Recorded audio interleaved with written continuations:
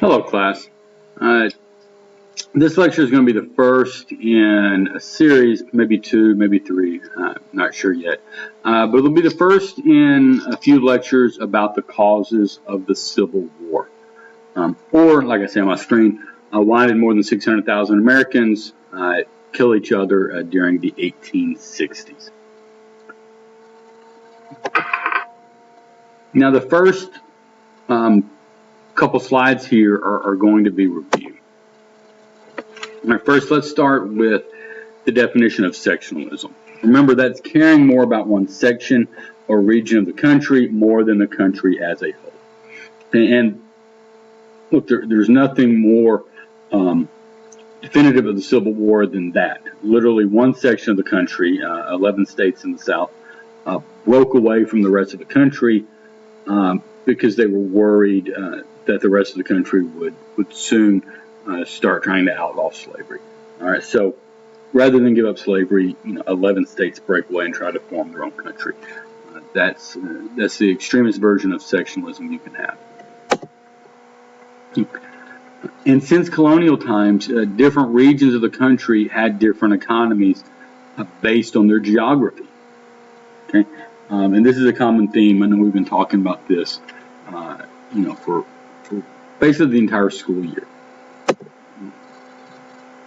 So as a recap, and remember the things I have in italics, you don't necessarily have to write them in your notes. You can, but you don't necessarily have to. So by the time the 19th century, all right, so the 1800s roll around, the northern economy was based on manufacturing, and the southern economy was based on cash crops, especially cotton. Now, if we were talking about the 17th or 18th centuries, it would have been, more tobacco. But by the time the 1800s roll around, it's mostly cotton. Cotton's the king crop, so is what they call it, and it's the driving force of the southern economy. But of course, we know who was doing so much of the work in these cash crops economies, and those were the slaves. All right, so the rest of this particular lesson is going to focus on slavery in America. And so I'll warn you right now, when we get here later, we're going to look at a couple images that aren't, real pleasant to view. Okay? So I'll warn you right now. But they paint a historical record of just how awful slavery was and the conditions that people had to endure because of slavery. All right, so by the very early 1800s, the northern states had already outlawed slavery or were in the process of doing so. But the southern states, even though the international slave trade, the triangular slave trade, had ended in 1808, or at least become out illegal in 1808, the South was relying on slavery more than ever. And that was because of the cotton gin. Remember, the cotton gin made it much, much easier to remove the seeds from the strands of the cotton, that it made cotton production much, much more profitable. To the extent that in less than 20 years, southern exports of cotton. And remember, an export is a good that's being sent to another country. It's leaving one country and going to, that's an export. Contrast that with imports. Remember, imports is something coming into your country. An export is going out of a country. It's exiting the country. So in 1820, southern exports of cotton were 22 million. Less than 20 years later, that number had grown to over more than 200 million. All right, so the South was exporting over $200 million worth of cotton by 1840. All right, so you had this huge increase of profitability. And as we've been discussing all year long, cash crops like cotton, like tobacco in the 17th and 18th centuries are connected to what? As we've already mentioned, slavery. All right, in America before the Civil War, if a region had depended largely on cash crops, probably going to also depend on slave labor. All right, so let's review about the slave trade. Okay, Slaves first arrived in America in 1619. Remember, they were imported into Jamestown the same year that Jamestown in Virginia colony had established the House of Burgesses. All right, so in the same year that white Virginians are establishing self-government for themselves, they are bringing the very first slaves from Africa to America. And the slaves were imported to America on the triangular or through the triangular slave trade. All right, so I have a picture there on the screen, the one on the top left picture. All right. Also called the transatlantic slave trade because it crossed the Atlantic. It went across the Atlantic. And so, just as a reminder, manufactured goods went from Europe to Africa, and then from Africa, slaves were taken from Africa to America. And then in the Americas, raw materials, sugar, cotton, tobacco, lumber, certain types of minerals, those types of things would be then sent from the Americas to Europe. All right, so that's the triangle. That formed the triangle. And as you may remember, the second leg of that journey, okay, the part that went from Africa to the Americas, that's called the Middle Passage. And as many as 2 million people died during the Middle Passage. And if you look at that picture on the right, the top right of your screen, that's an illustration of what the Middle Passage may have looked like. And you can see how many people are crammed into, a small space. And you can see they can't even stretch out their legs. They have to keep their legs, folded and pulled into their body because there's just simply not nearly enough room for all those people. And the problem is when you put that many people into such a small room, it's going to be very easy for disease to spread. There's going to be unsanitary conditions. They're not being fed very well. And so you are going to have a lot of illness and ultimately death. And so, this is why historians estimate that at least 2 million people died over the years during the Middle Passage. Now, the slaves who survived would then be sold, would show up in America, and the slaves who had survived the Middle Passage would then be sold to the highest bidder at a slave auction in America. And before we go any further, I do want to point out what these last two pictures are. There on the right. My caption sort of disappeared there. But that is called Elmina Castle. It's in present-day Ghana, which is in West Africa. And so that is an example of an outpost and a fort originally built by the Portuguese there in Africa. And this would be the area, and you can see it's right there on the African coast, where the European slave traders would operate. This is where they would bring and hold the people that had been captured for slavery and held before being shipped to America. And so this picture is not that old. So, the building's not used anymore, but it does still exist. All right, so we still have very real reminders of this time period that existed in parts of the world.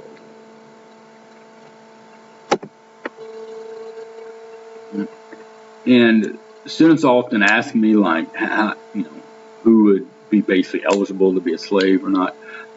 And basically the rule was any percentage of African ancestry made a person eligible. All right, so if 1% of your ancestors were from Africa, then you could legally be made a slave in America, or at least in the southern states. All right, and all babies born to women slaves would also be slaves. All right, so if a woman in slavery had a child, then that child would be a slave for their entire lives. That's how the system worked. This is how America could ban the slave trade, the international slave trade, in 1808. After 1808, America did not bring any new slaves into the country, but yet slavery continued for 50 more years, and without the Civil War would have kept continuing. It's because all the children born to women slaves would become slaves themselves.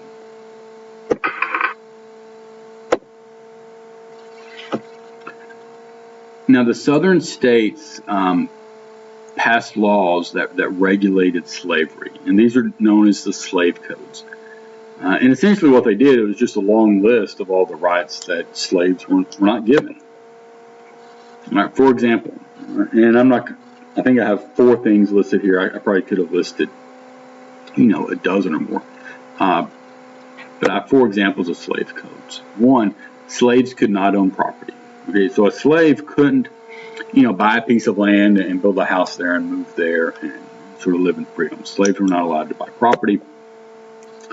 They certainly couldn't own firearms or guns, as we'll learn later in this lesson.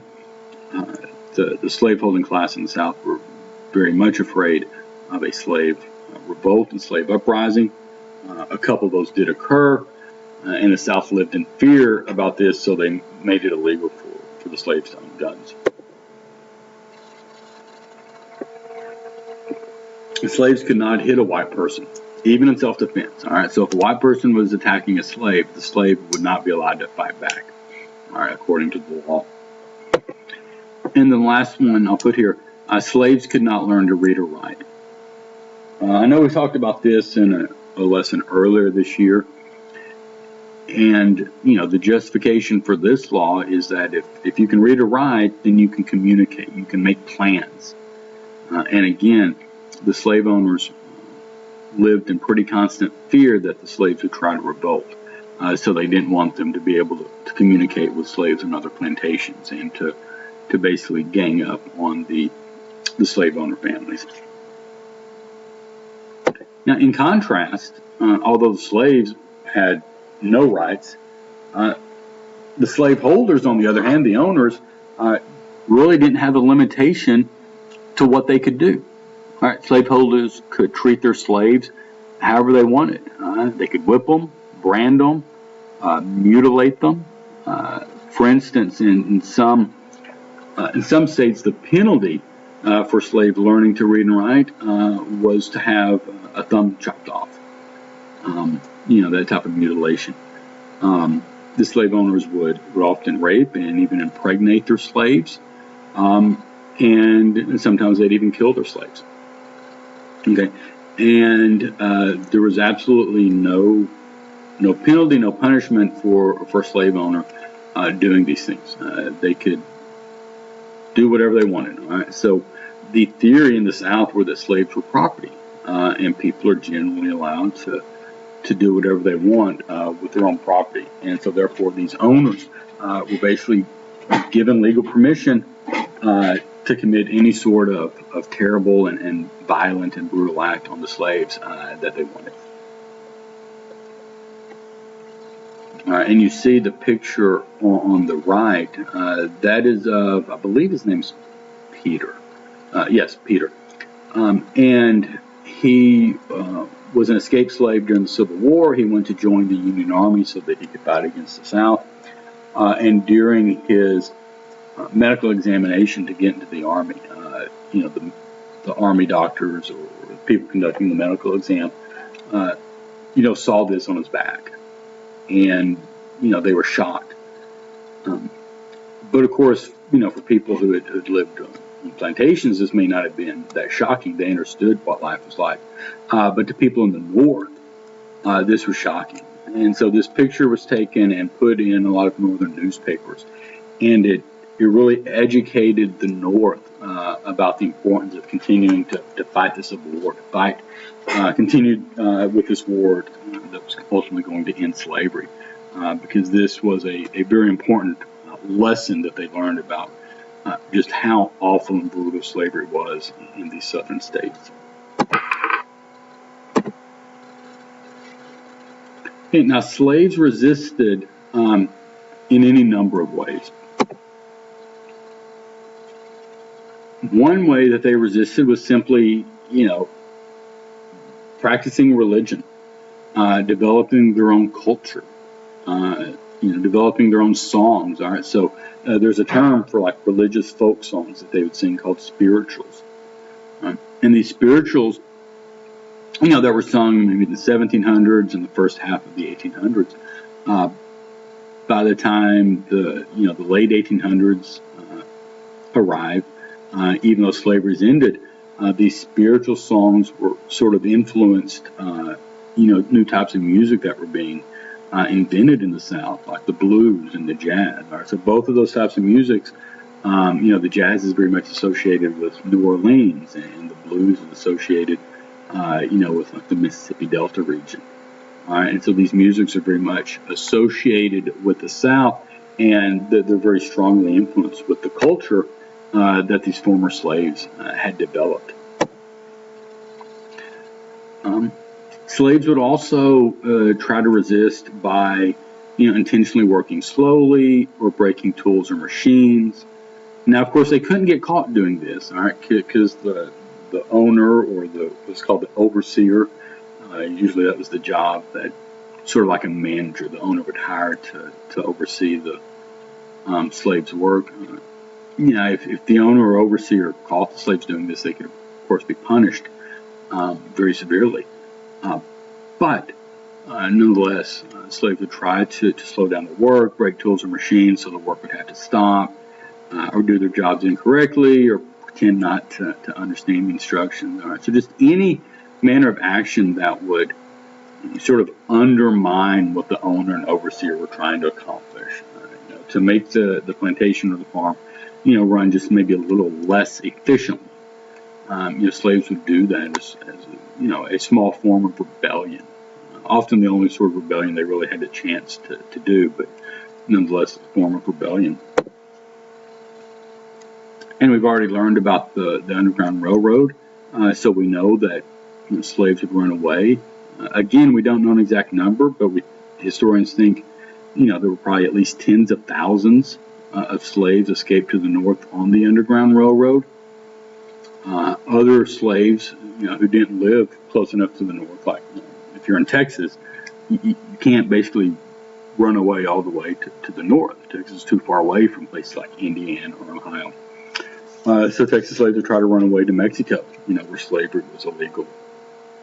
Georgia slaves, at least back before Florida became part of the United States and Florida was still part of Spain, Georgia slaves would try to run away to Florida.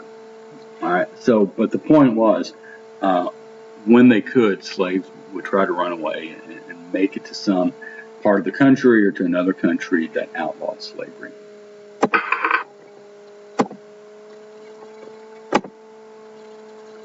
And at times, now look, these things didn't happen, every week or with any sort of regularity, but there were multiple occasions of slaves even violently revolting against their slaveholders.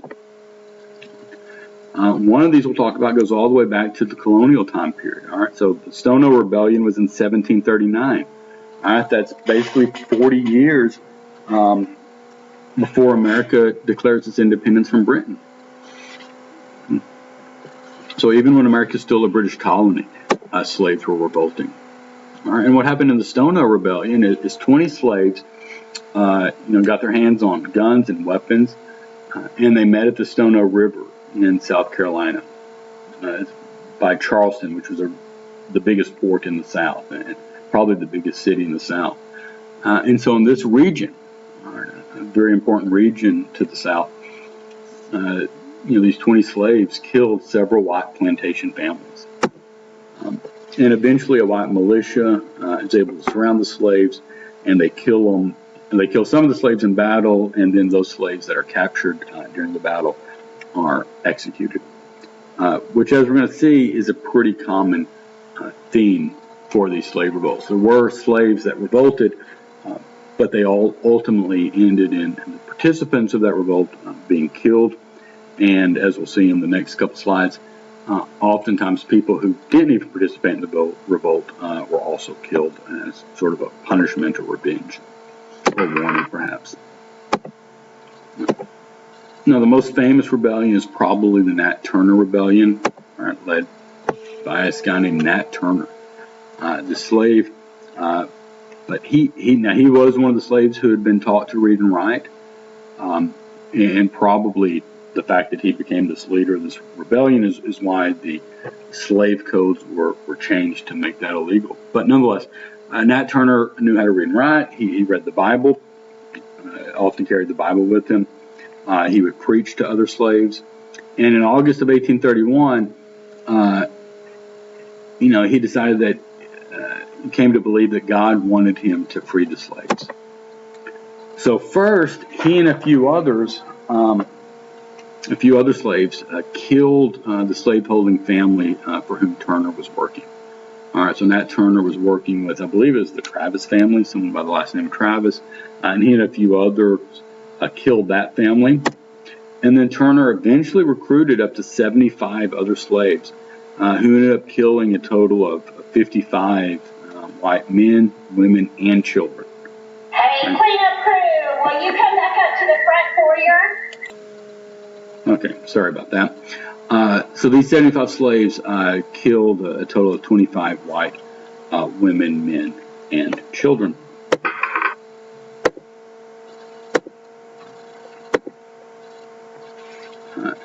And Nat Turner actually avoided capture for several weeks. I think he managed to avoid capture, I think, for up to 16 weeks. But eventually he and 16 of his followers were in fact captured, and then, like any other slave who ever revolted, they were executed. But, the white people in Virginia were very freaked out and scared that this was going to keep happening. So again, as a form of either revenge or a form of warning, they ended up killing 200 African Americans in response to the Nat Turner Rebellion. Even though we think maybe only about 75 slaves had participated, the white plantation owners killed up to 200 slaves in response. All right. So what are the effects of the Nat Turner Rebellion? A couple things. On one hand, there was a little bit of a positive effect. Northern abolitionists, all right, those people who were against slavery, they were encouraged to see that the slaves were rising up to revolt. And they were happy to see that Southerners could no longer go around claiming that slaves were actually happy in the South. Because this is something that the Southerners would tell people in the North, like, oh, you shouldn't be against slavery, that the slaves are actually happy down here. Now, obviously, that's ridiculous and ludicrous for them to say that. And the Nat Turner Rebellion shows this. It shows that, the extent that the slaves would attempt to go to in order to gain their freedom. And so this encouraged Northern abolitionists that perhaps this was a sign that perhaps it was getting to the point where they could end slavery. Now, as we know, it's going to take another 35 years, but at least it was a step. However, the other effect of the Nat Turner Rebellion was very bad for the slaves. All right, because slave codes throughout the South became much, much harsher. All right, this is when a lot of states made it illegal to teach a slave to read and write.